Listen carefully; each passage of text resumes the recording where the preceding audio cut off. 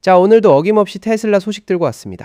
오늘 얘기는 특히 하드웨어 3, 그러니까 하드웨어 3 컴퓨터를 달고 있는 구형 테슬라 오너분들이라면 진짜 귀 쫑긋 세우고 들으셔야 될 내용이에요. 시작하기 전에 이 채널이 처음이신 분들은 구독 버튼 한 번씩 눌러주시고 알림 설정까지 해두시면 이런 테슬라 속보를 가장 빠르게 받아보실 수 있습니다. 그럼 바로 시작해 볼게요. 일단 오늘 다룰 소식은 FSD, 그러니까 완전 자율주행 소프트웨어의 V14 라이트 버전 이야기입니다. 이게 왜 중요하냐면요, 테슬라 차량 중에서도 하드웨어 3, 흔히 하드웨어 3 혹은 AI3라고 부르는 구형 컴퓨터를 탑재한 차들이 있거든요. 이 차들은 최신 하드웨어인 하드웨어 4, AI4를 쓰는 차량들에 비해서 연산 능력이 떨어지다 보니까 항상 최신 기능이 늦게 오거나 아예 못 오는 경우가 많았단 말이죠. 그런데 최근에 이 구형 차주분들한테 희소식이 하나 날아왔습니다. 내용을 좀 정리해서 말씀드리면 FSD V14 라이트 배포 과정에서 잠깐 멈춤이 있었는데요. 이 잠깐의 정지 기간이 끝나고 테슬라가 업데이트된 버전을 훨씬 더 많은 사람들한테 밀어주려고 준비하고 있다는 겁니다. 이번 업데이트의 핵심은 뭐냐면 오래된 차량 군단과 최신 차량 군단 사이의 격차를 좁혀주는 거예요. 메인 V14 브랜치가 가지고 있는 기능 세트를 소위 말하는 레거시 차량들한테도 가져다 주는 거죠. 이게 진짜 의미 있는 부분입니다. 이 소식을 공식적으로 확인해준 사람이 있는데요. 바로 테슬라의 AI 총괄이자 부사장급 인물인 아쇼크 엘루스와미입니다. 이분이 X, 그러니까 옛날 트위터에다가 직접 이번 새로운 FSD V14 라이트 빌드의 배포 전략을 확인해줬어요.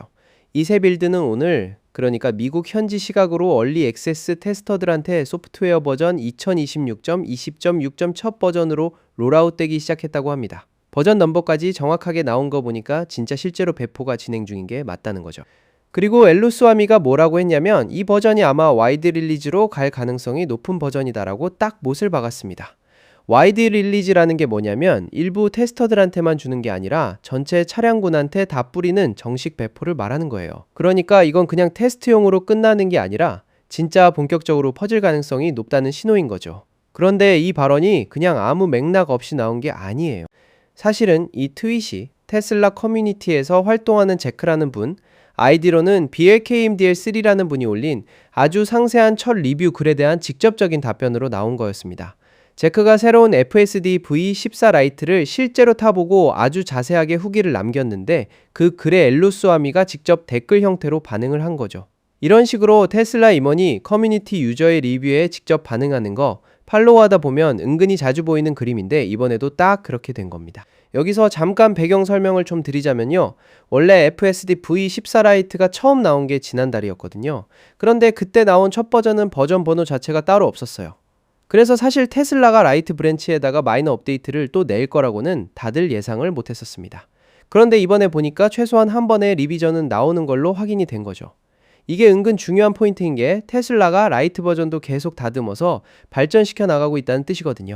제크가 지적한 부분을 좀 더 들어가 보면 이번 새 빌드는 UI 쪽에서 꽤 큰 변화가 있었고 그리고 운전 행동 쪽에서도 중요한 개선점들이 있었다고 해요. 그러면서 이 구형 차량들이 하드웨어 4, HW4나 AI4를 쓰는 유저들이 메인스트림 V14에서 경험하는 것에 더 가깝게 다가갔다는 평가를 내렸습니다. 제크가 남긴 공개 리뷰 내용을 좀 더 자세히 볼까요? 그가 이렇게 썼어요. V14 라이트도 원래 꽤 좋았는데 이번 업데이트는 진짜 엄청난 UI 개선을 가져왔고 그래서 훨씬 더 좋게 느껴진다. 그러면서 구체적으로 어떤 변화가 있었는지도 짚었는데요. 대표적인 게 파크에서 셀프 드라이빙을 시작하는 방식이 바뀐 겁니다. 이제는 브레이크 페달을 밟아서 확인해 줄 필요 없이 주차 상태에서 바로 자율주행을 시작할 수 있게 됐다는 거예요. 제크는 이걸 두고 사소한 변화처럼 보이지만 실제로는 삶의 질을 크게 높여주는 변화라고 표현했습니다. 별거 아닌 것 같은데 매일 타는 사람 입장에서는 이런 작은 마찰 하나 줄어드는 게 은근히 크게 느껴지긴 하죠. 이 외에도 제크가 짚은 변화들이 몇 가지 더 있는데요. 파란색으로 표시되는 P마크, 그러니까 목적지 트래커가 추가됐고요. 목적지에서 주차할 때 보여주는 인터랙티브 주차 옵션 오버레이도 새로 생겼습니다. 그리고 셀프 드라이빙 앱이라는 게 추가됐고 새로운 FSD 스트릭 기능도 들어갔다고 해요. 스트릭이라는 게 보통 연속 기록 같은 걸 의미하니까 아마 자율주행을 끊김없이 얼마나 이어갔는지 보여주는 그런 기능으로 보입니다. 그리고 실제 주행 성능 쪽 이야기도 빼놓을 수 없죠. 제크는 고속도로 크루징 느낌이 정말 잘 다듬어졌다고 평가했습니다. 그가 남긴 말을 보면 고속도로 성능은 여전히 정말 좋다. 불필요한 차선 변경 없이 일정한 속도를 유지하고 오늘 밤에는 왼쪽 차선에 계속 눌러앉는 현상이 전혀 없었다고 했어요. 왼쪽 차선 캠핑이라는 표현 운전하시는 분들은 아마 다들 공감하실 텐데요. 추월차로에 괜히 눌러앉아서 뒷차들 답답하게 만드는 그 상황이 없었다는 뜻이죠.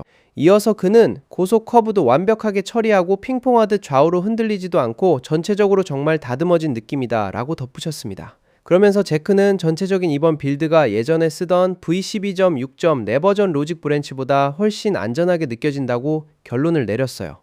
여기서 V12.6. 내버전가 뭐냐면 하드웨어 3 차량들한테 FSD V14 라이트가 처음 나오기 전까지 무려 14개월 동안이나 쓰였던 사실상 구형 차주들의 마지막 표준 버전이었거든요.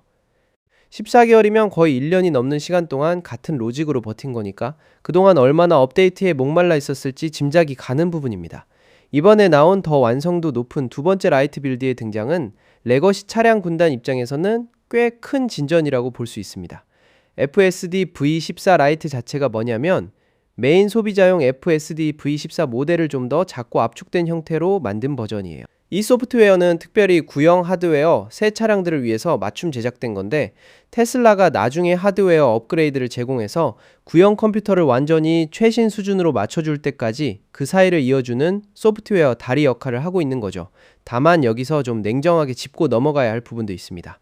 테슬라는 이미 예전의 하드웨어 3 차량들이 지금 상태로는 무감독 자율주행, 그러니까 사람이 전혀 개입하지 않는 완전한 자율주행 단계까지는 도달할 수 없다고 밝힌 바가 있어요. 그리고 메모리 제약이 있는 이 하드웨어는 다음 세대 메이저 FSD 릴리즈인 버전 15에서도 아예 배제될 예정이라고 합니다. 그러니까 V14 라이트가 지금 구형 차주들한테는 최선의 선택지이자 사실상 마지막 큰 업그레이드 라인이 될 가능성이 높다는 얘기죠. 타임라인을 한번 정리해드리면 테슬라는 원래 지난달에 FSD V14 라이트를 처음 출시했었는데요. 그런데 일부 얼리 액세스 테스터들한테 도달한 이후로 롤아웃이 한동안 멈춰있는 상태였습니다. 그리고 이번에 나온 새로운 빌드가 새로운 기능들을 담은 채로 그 멈춰있던 V14 라이트 롤아웃을 다시 재시작시킨 거예요. 지금은 이 빌드가 얼리 테스터들한테 순차적으로 전달되고 있는 중이고요. 아직까지 이게 전체 차량 군단한테 언제 정확히 도달할지 확실한 캘린더 날짜는 나온 게 없습니다. 그래도 이렇게 회사 임원이 직접 공식적으로 확인을 해줬다는 사실 자체가 앞으로 더 발전된 자율주행을 경험하고 싶어하는 수백만 명의 구형 차주들한테는 꽤 희망적인 신호라고 볼 수 있겠죠. 오늘 준비한 테슬라 FSD V14 라이트 관련 소식은 여기까지입니다. 하드웨어 3 차량 타고 계신 분들 이번 소식 듣고 좀 기대되실 것 같은데요. 이런 실시간 테슬라 업데이트 소식들 계속 빠르게 받아보고 싶으시다면 아이러브9 채널 구독과 좋아요, 그리고 알림 설정까지 꼭 부탁드릴게요. 다음 영상에서 또 만나겠습니다.